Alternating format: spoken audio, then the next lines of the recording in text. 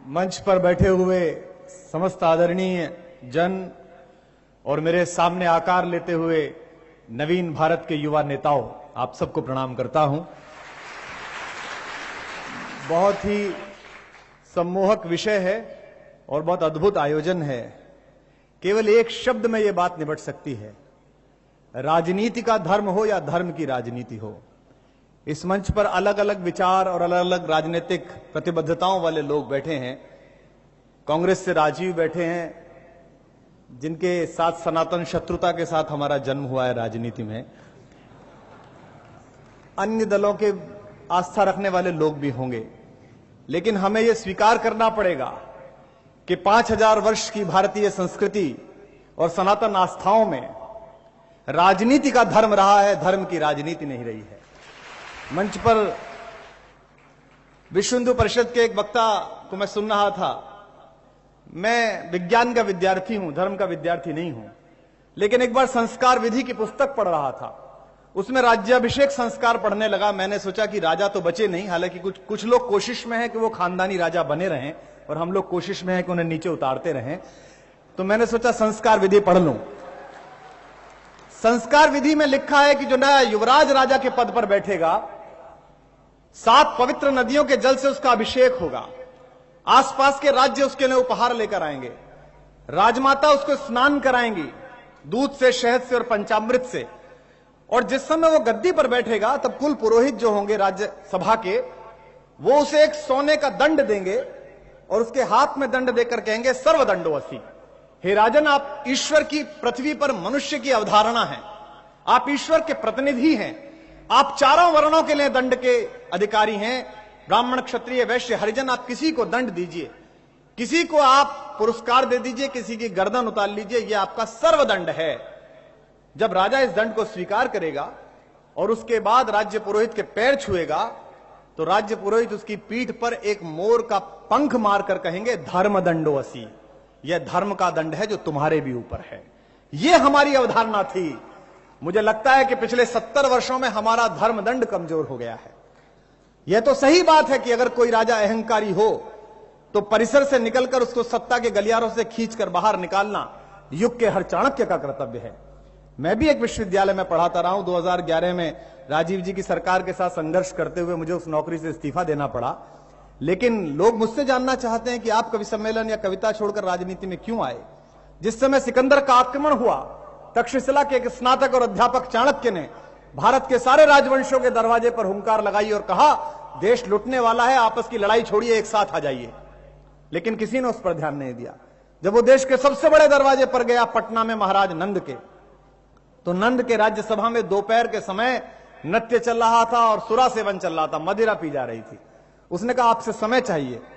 राजा ने कहा, यह कौन मूर्ख प्रोफेसर आ गया हमारा आनंद खत्म करने के लिए, हमारा भारत उत्सव खत्म करने के लिए। उसको बाहर निकाल दिया गया। चाणक्य उसके बाद किसी राजा के दरबार में नहीं गया। उसने संकल्प लिया उस शिक्षक ने, और सड़क के किनारे बैठे हुए एक सामान्य युवक चंद्रगुप्त को भारत का सम्राट बना दिया।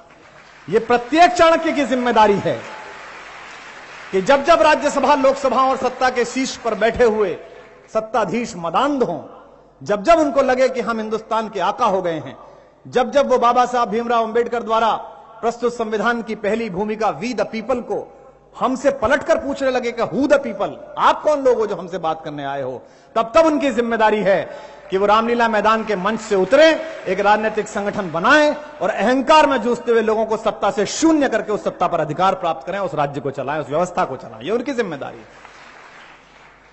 राजनीति इतनी अप्रासंगिक वस्तु नहीं है। राजनीति युग धर्म है। ये महात्मा तिलक की जगह है। आजादी का एक आंदोलन का समय ऐसा था जब आजादी के लिए लड़ने वाले सभी लोग तिलकाइट्स कहलाते थे। एक बाहर से आए हुए पत्रकार ने महात्मा तिलक से पूछा था कि अगर आजादी आ गई तो फिर आप क्या करेंगे, आपका आंदोलन तो आजादी का है। तो उन्होंने कहा, विज्ञान का शिक्षक हूं, गणित का शिक्षक हूं, गणित पढ़ाऊंगा वापस जाकर। मेरा क्या काम है, मैं युग का चारण हूं, कविता गाने वाला हूं। मैंने कभी इन युवाओं के लिए प्रेम के गीत गाए हैं, कभी इसी महाराष्ट्र से गए हुए बेटे के लिए रामलीला में होठों पर गंगा हो, हाथों पर तिरंगा हो गाया है। अगर इस मंच पर बैठे हुए या इस मंच से इतर सुनते हुए राजनीति के सारे लोग युग धर्म की शाश्वत प्रांजल ईमानदार राजनीति करने लगेंगे तो मुझ जैसे अध्यापक को फिर क्लास में जाके कविता पढ़ानी है, फिर क्लास में जाके लेक्चर देना है, हमें कहां राजनीति करनी है। लेकिन अगर आप अपना काम नहीं करेंगे तो हमारी छोड़िए, वो पीछे खड़ा हुआ कोई भी लड़का एक दिन उठेगा, एक लड़की उठेगी और आपके 125, 120 और 70 साल से चले आए राजनीतिक अहंकार को चुनौती देगी और उसी फटी और कमीज में दिल्ली में जाकर मुख्यमंत्री के पद पर जाकर बैठ जाएंगे, वहां शपथ ले सकते हैं। इसलिए राजनीति करने वाले लोगों को यह ध्यान रखना है कि जिस कार्य के लिए उन्हें नियत किया गया है व्यवस्था द्वारा, उसका वो आदर करें। दुष्यंत कुमार ने 1977 में आपातकाल के दौरान एक शेर में एक मिसरा कहा था, देश की महियसी और मेधावी प्रधानमंत्री श्रीमती इंदिरा गांधी जी के बारे में। उन्होंने कहा था कि तुम्हारे पांव के नीचे कोई जमीन नहीं, अजब तो यह है कि फिर भी तुम्हें यकीन नहीं, और तू इस मशीन का पुर्जा है, तू मशीन नहीं।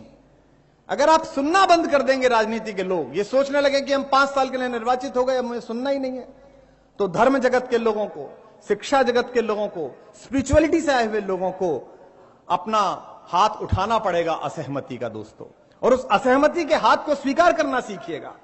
आज राज्यसभा में राजीव भाई आप बैठते हैं, उसी राज्यसभा में पंडित जवाहरलाल नेहरू द्वारा नामित होकर चुनाव लड़कर हिंदी की कविता का एक बड़ा बेटा बैठा था, मेरे आदरणीय रामधारी सिंह दिनकर। और जब चीन की लड़ाई हारे थे तो भारत के सबसे बड़े हीरो नेहरू के सामने राज्यसभा में खड़े होकर उनकी शांति नीति के खिलाफ कविता पढ़ने का साहस कांग्रेस के सांसद का था। नेहरू जी के सामने दिनकर जी ने कविता पढ़ी, रे रोक युधिष्ठिर को न यहां, जाने दे इसको स्वर्ग धीर, पर फिरा हमें गांडीव गदा लौटा दे अर्जुन भीम वीर, कह दे शंकर से आज करें वे प्रलय नृत्य फिर एक बार, सारे भारत में गूंज उठे हर हर बम बम का महोच्चार। ये कविता पढ़ने का साहस दिनकर में राज्यसभा में था और इसे सुनने का साहस आपके और हमारे पहले प्रधानमंत्री में था। राजनीतिक दलों में काम करने वाले हम नेताओं को आपस में इस बात पर चिंता करनी चाहिए कि आज हम में इतना साहस है कि हम अपने बड़े नेताओं के सामने अपना सत्य बोल सके, जनता जो कहना चाहती है वो बोल सके। इसलिए राजनीति का धर्म पैदा करिए, धर्म की राजनीति मत करिए। अगर कोई शासक अनाचारी है और किसी योगी को, किसी साधु को, किसी तपस्वी को, योग के लिए, आयुर्वेद के लिए काम करते हुए किसी व्यक्ति को वो अपमानित करके भगा देता है, तो यहां तक तो संकल्प ठीक है कि मैं इस शासन को उखाड़ फेंकूंगा, लेकिन यह संकल्प थोड़ा गलत है कि इस शासन को उखाड़ फेंकूंगा और इन्हें सत्ता में ले आऊंगा, यह गलत है। साधु का धर्म है कि वो राजनीति पर अनुशासन करे, राजनीति उस पर अनुशासन ना करे। तो जितने युवा मित्र यहां पर बैठे हैं, आप एक दूसरे के साथ वैचारिक रूप से असहमत होइए, लेकिन आप इस बात को स्वीकृति दीजिए कि हम उस लोकतंत्र में पैदा हुए हैं। आज हमको बताया जा रहा है कि डेमोक्रेसी शब्द तो पश्चिम से आया है। आज हमको बताया जा रहा है कि पश्चिम के विचारकों ने हमें गणतंत्र सिखाया। आज से 2000 वर्ष पूर्व कालिदास ने अभिज्ञान शाकुंतला में ग्रंथ लिखा है। राजा दुष्यंत जंगल गए, महर्षि कर्ण की बेटी शकुंतला पर मोहित हुए, उससे गंधर्व विवाह किया, एक रात रुके, उसे गर्भवती बनाया, लौट आए। 7 महीने बाद माता गौतमी उस 7 महीने की प्रेग्नेंट बेटी को लेकर रात के 3 बजे पहुंची राजा दुष्यंत के घर पर। और यह कवि ने लिखा है, इसलिए सही ही होगा, इसमें कोई एजेंडा नहीं था कवि का। कालिदास ने लिखा है कि रात के 3 बजे सबसे बाहर खड़े हुए प्रतिहारी से पूछती है माता गौतमी, यह राजा दुष्यंत का महल है? बाहर खड़ा हुआ एनएसजी कमांडो, वो पुलिस वाला, वो होमगार्ड कहता है हां जी उन्हीं का महल है। गौतमी माता पूछती है क्या मैं उनसे मिल सकती हूं? एक पंक्ति आती है और पंक्ति है, अविश्रमोयम लोकतंत्र से सर्वाधिकारा, this is your continuous constitutional right to meet your emperor at any time. घंटा बजाइए, सोता हुआ दुष्यंत महल से निकल के आएगा। जितने युवा बैठे हैं यहां सोच के बताइए, क्या हमारी आज हिम्मत है सामान्य नागरिक होते हुए कि हम किसी सांसद या विधायक से बिना किसी उसके चमचे के सहारे मिल लें? अब का गणतंत्र ठीक है कि तब का गणतंत्र ठीक है? जिस समय राजनीति में राजा ईश्वर का अवतार था, वहां से चलकर राजनीति अप्रासंगिक वस्तु है, खराब है। महात्मा चाणक्य ने कहा, वारांगना नैव नित्य नीति निपुणा, वारांगना के जैसी है, वैश्या के समान है राजनीति। हर बार नए अधर पल्लव से लगती है, हर बार नए होठों से छूती है, इसलिए वैश्या के समान। ऐसा मत कहिए, ये युग धर्म है, यहीं से हमारी भारत माता का मार्ग प्रशस्त होता है विश्व गुरु बनने का, विश्व सिंहासन पर बैठने का।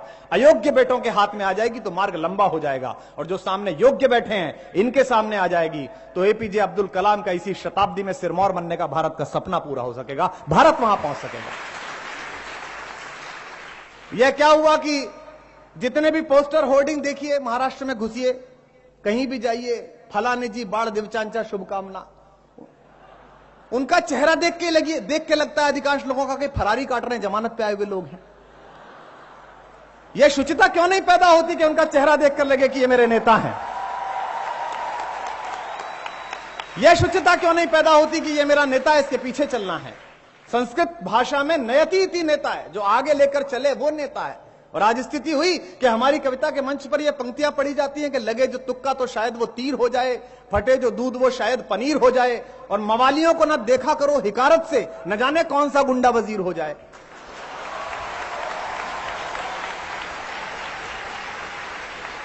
फेसबुक पे आईआईटी आईएम के पढ़े हुए बच्चे लिखते हैं, ट्विटर पे मुझे लड़के लिखते हैं, सर आप तो इतने अच्छे कवि हैं, आपने हमारी मोहब्बत की शायरियां लिखी, आप पॉलिटिक्स में मत जाइए। उनको पॉलिटिक्स में उत्तर प्रदेश में समाजवाद के नाम पर परिवारवाद बेचने वाले लोग बर्दाश्त हैं। उनको उत्तर प्रदेश में दलितों के नाम पर हीरे पहनने वाली महारानी बर्दाश्त है। उनको पूरी भारत की राजनीति में 120 साल में राष्ट्रीय बोझ बना हुआ एक युवा नायक तैयार है, वो स्वीकार है। उनको धर्म के नाम पर राजनीति बेचते हुए लोग स्वीकार हैं।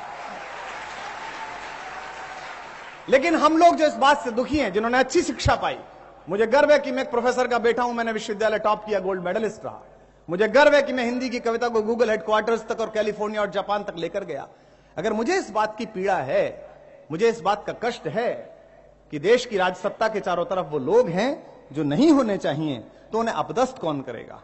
ये जो ड्राइंग रूम बहस है, ये जो एलीट की शाम की बहस है, ये शाम को वोडका की चुस्की लेते हुए या स्वीट कॉर्न सूप पीते हुए, well this Kejriwal guy is doing something different you know but actually is not a good path, इससे देश नहीं चलेगा।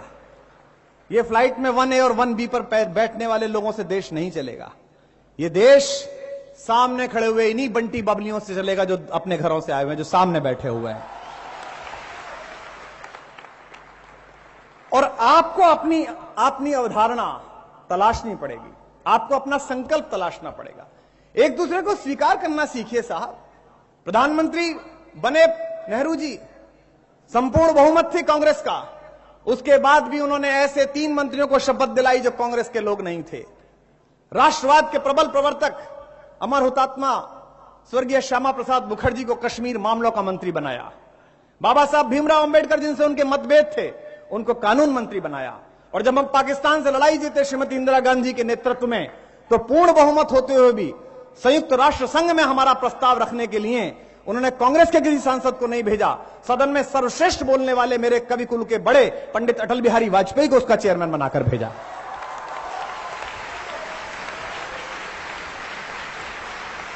और आप इतने असहमत हैं, आप राजनीति में इतने असहिष्णु हैं कि अगर 4 लोग आपके विपरीत बात करते हैं, आपकी समीक्षा करते हैं, तो आप कहते हैं कि आप जंगल चले जाइए, तुम तो नक्सली हो।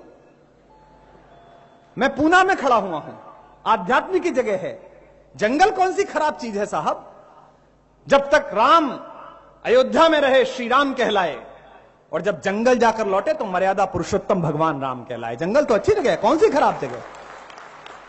ये आपने जो शहरी मुहावरे तलाश लिए हैं, मुझे क्षमा करेंगे राजीव जहां बैठते हैं, वो मैं बार बार उनको संकेत कर रहा हूं तो उन्हें बुरा ना लगे, उनको आदत भी है।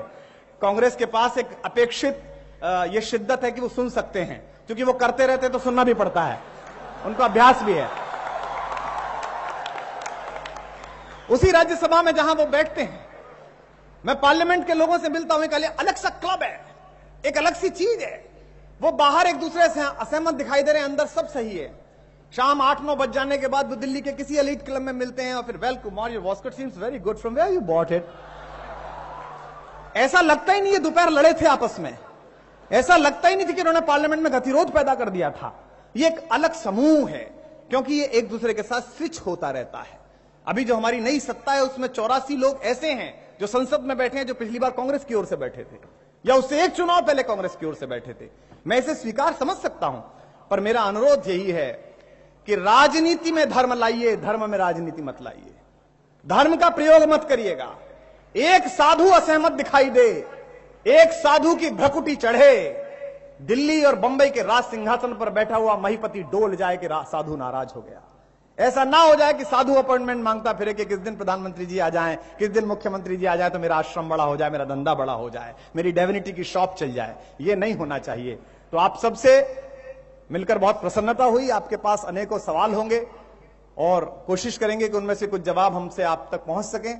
आप सब हमारे साथी हैं। आपसे अनुरोध करता हूं कि ये देश एपीजे अब्दुल कलाम ने जो कहा था उसी के अनुसार चले। 18वीं शताब्दी या 19वीं शताब्दी अगर इंग्लैंड की थी, 20वीं शताब्दी अगर अमेरिका की थी, तो आज इस भारतीय छात्र परिषद में, संसद में मैं ये कह सकता हूं कि अगर आपके हाथ उठ जाएंगे तो 21वीं शताब्दी केवल और केवल भारतवर्ष की होगी। बहुत बहुत धन्यवाद।